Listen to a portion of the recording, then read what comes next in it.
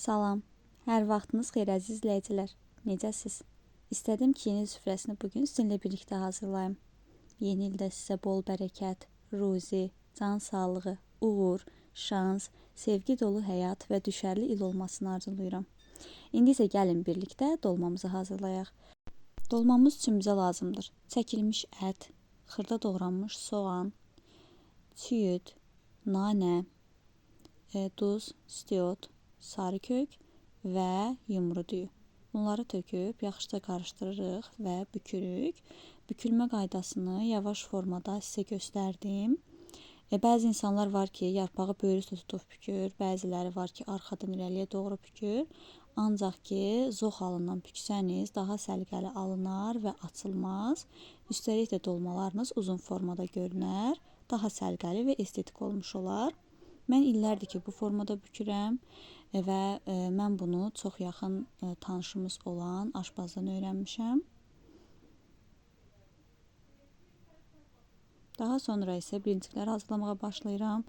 Əvvəlcədən bilincikin xəmirini hazırladığım üçün çəkmədim. İçliyi də hazırlamışdım. İçliyə duz, istiot və şüyüd əlavə etdim. Əgər bilincik xəmirinin reseptini bilmək və öyrənmək istəyirsinizsə, zəhmət olmasa səhifəmizə keçid edərək nənəmin resepti ilə bilincik hazırladım başlığı ilə olan videodan baxa bilərsiniz. O videoda hər şeyi incəliyinə qədər izah etmişəm. Qeyd edim ki, xəmirdə heç bir cırılma, yapışma olmur. Yəni çox rahat xəmirdir.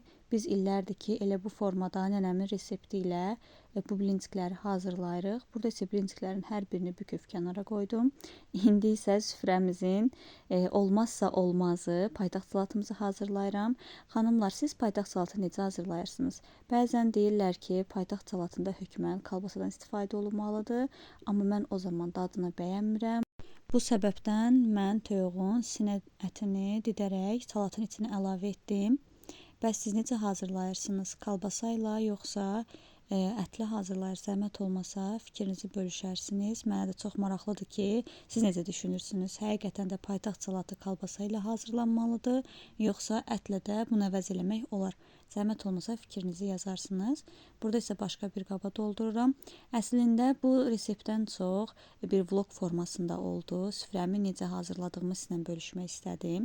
Demək olar ki, bu mənim ilk vloqumdur. Sizin də fikirləriniz mənim üçün çox önəmlidir.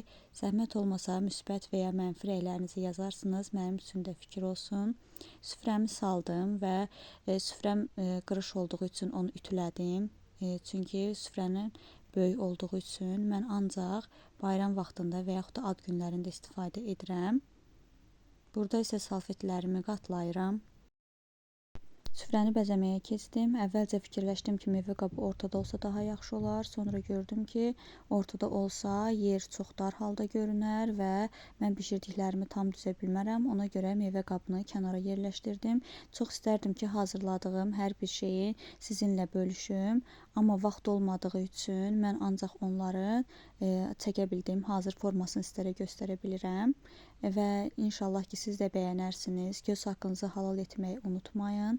Əgər sizin üçün hansısa yemək və ya resept maraqlıdırsa, zəhmət olmasa şərh bölməsində yazın. Mən yaxın zamanda onun sizlə reseptini bölüşüm. Süfrəm bu formada oldu. Bəyəndinizmi? İnşallah ki, bəyənərsiniz. Bugün bizim üçün 2 qat bayramdır. Çünki eyni zamanda həm də evimizin ağ birçəyi anamızın doğum günüdür. Onun üçün 2 qat bayram olur bizdə. Sizə doğum günündən bir kadr da paylaşmaq istədim. Və Gəncə şəhərimizin çox gözəl yeni il abu-havası var və bu da mənim çox xoşuma gəlir. İstədim ki, izləyicilərimlə də bölüşüm. Ola bilər ki, qürbətdə olan izləyicilərim olar. Videomuz vasitəsilə onlar vətənlərini görərlər. Mənim videom bu qədər. Yeni ildə sizə bol şans, uğur, nailiyyət arzulayıram. İnşallah hər bir şey ürəyinizcə olar, düşərli il olar. Əgər evinizdə tələbələriniz varsa, onlara imtahanlarında uğurlar arzulayıram. Abituriyentiniz varsa, onlara inşallah bu yeni ildə tələbə adı qazanmaqlarını arzulayıram. Hər birinizə sağlam can, bol ruzi, ailə saadəti arzulayıram. Süfrəniz bol bərəkətli olsun. Üzünüzdən təbəssüm, könlünüzdən xoşluq əksik olmasın. Hələlik.